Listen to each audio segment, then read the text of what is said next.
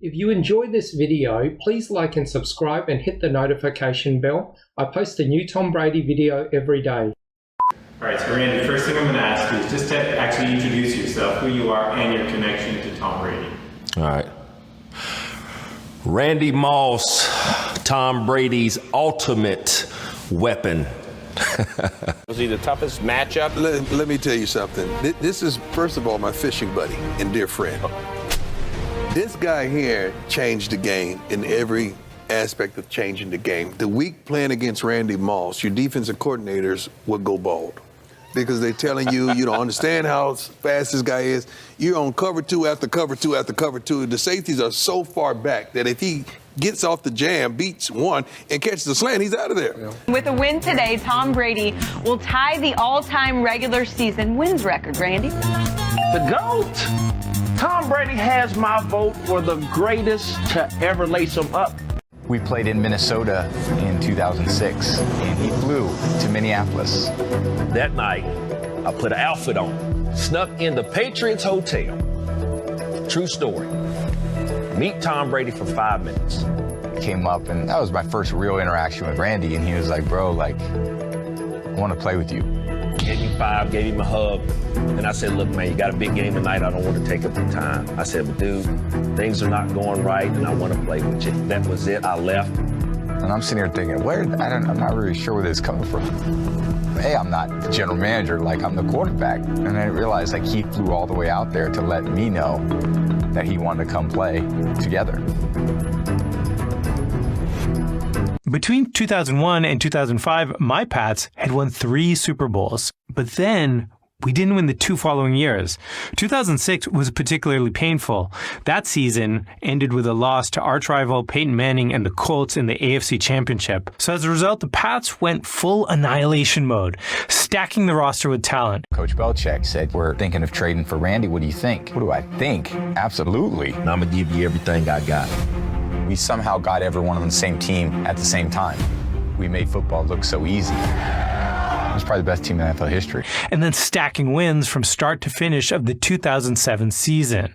18-0 leading into the Super Bowl. 3 games away from immortality, 1 loss away from infamy. When you look at everything that Tom has accomplished, in his career, I think the defining moment for me as a fan was that Super Bowl comeback last year when everybody thought it was over. For him to be able to bring his team back, Tom Brady, greatest of all time.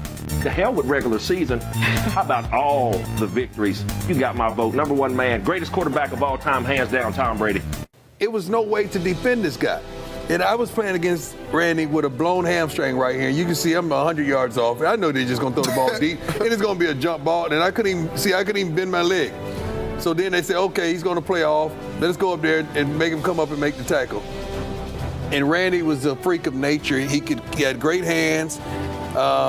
Could run every route, but the deep ball was everything. When he throw that hand up, it's over. It's over. And Randy felt like there's no one in the NFL could run with him and play with him. That's the way he thought about the game. Because no one could. And no one could. Yeah. This guy changed the game of football. For them to receive Josh Gordon, a lot of people was wondering if it was going to work. Well, I'm going to tell you what, of course it's going to work. When I got to New England, the first thing that I wanted to do was put my locker right beside Tom Brady's because I wanted to know what he's thinking, when he audibles, when the defense moves. I wanted to know everything that he knew, and that's why 23 touchdowns was put up on that board that year.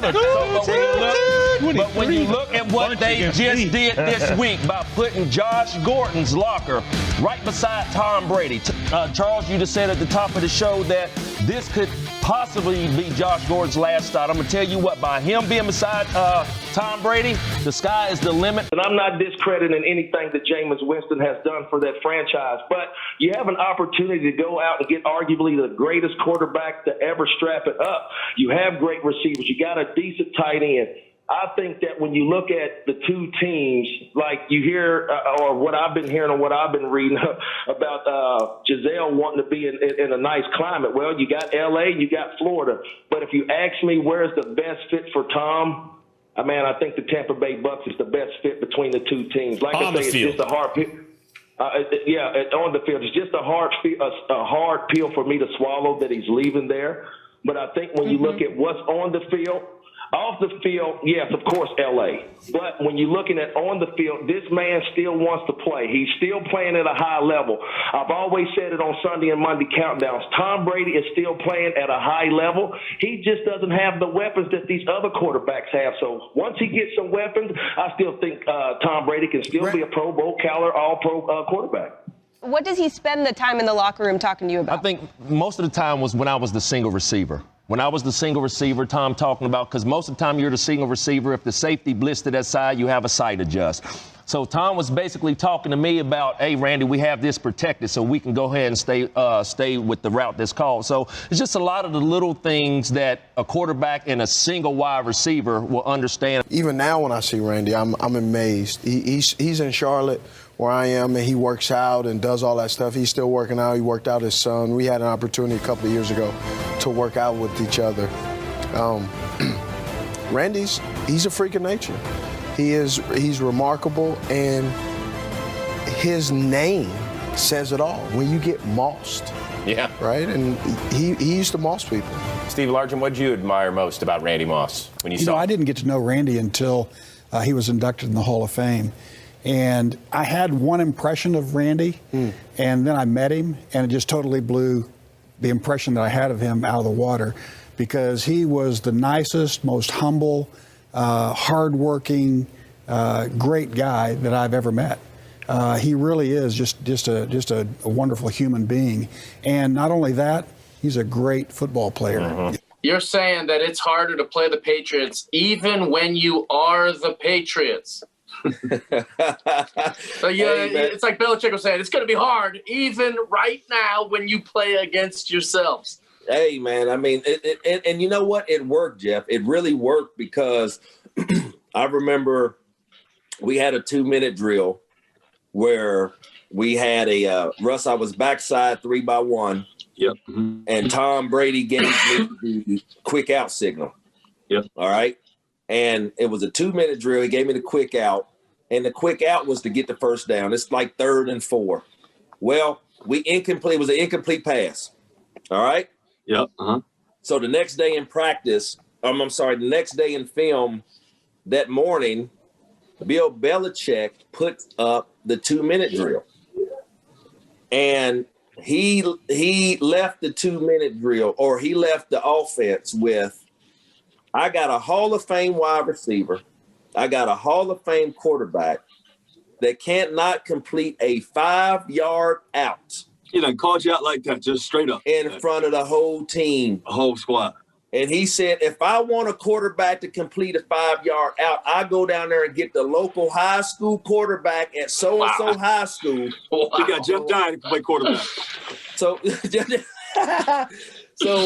at that time, Russ, I'm sitting there like, wow, man, he just clowned Tom Brady in front of everybody. So I'm probably, Russ, 2 or 3. I'm the next row over, but I'm like 2 or 3 rows up, like stadium seating. Yep. So I'm looking at Tom's face to see if he took that as did he take that as like, okay, Bill, I'm going to show you, or did he chuckle? Man, Tom Brady's sitting up there with his legs crossed, arms folded, with a look on his face like, yes. So next thing you know, I said, oh, that's a shot. That's a shot. So then I'm sitting up there mad. So we come out there, pat and go. We're pat and go. Tom Brady's already loose. He's firing the ball and pat and go. Lighting gloves up. So that lets me know, hey, man, ain't no time to play today. Whoever get out here today gonna get it. And, man, we destroyed it. They gonna get all the action. Yeah, we destroyed it. And that's some of the things that most guys in today's game would be like, man, I can't believe that Russell Wilson called me out in front of the offense. No, I'm just trying to bring the best out in you, young man. We need you. I can see if you get in the media or talk to us on Monday Night Football or something, or, well, I wish DK Metcalf wouldn't have ran that wrong route. I can see if it was something like that.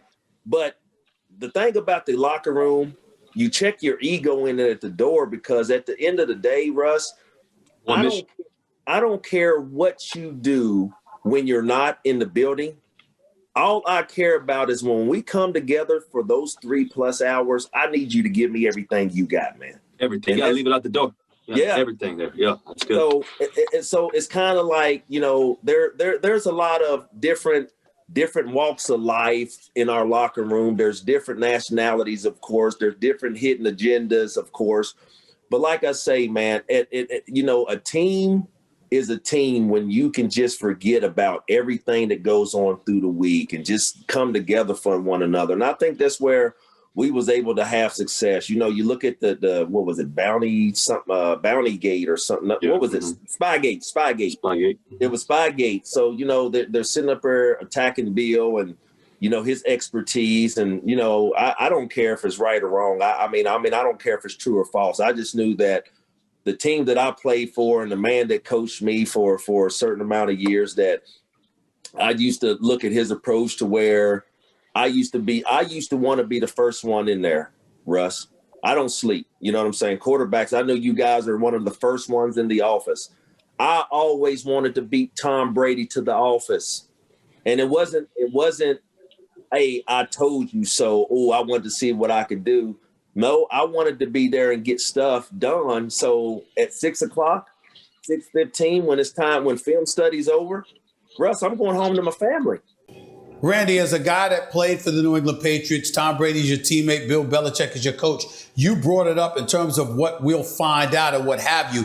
But, where do you side on? Because as a player, one would imagine you're thinking about what Tom Brady does on the field. But I happen to have seen the level of affection and love you really, really have for Bill Belichick and the respect that you have for his greatness. Where do you fall? Who's most responsible for those rings?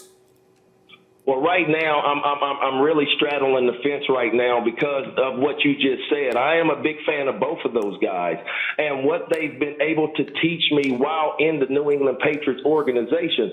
But when you look at it, when everything is boiled down to this, when you look at the game of football, coaches coach, players play. That's it for this video. I post a new Tom Brady video every day, so please like and subscribe. That way you'll always have a new Tom Brady video to watch every single day.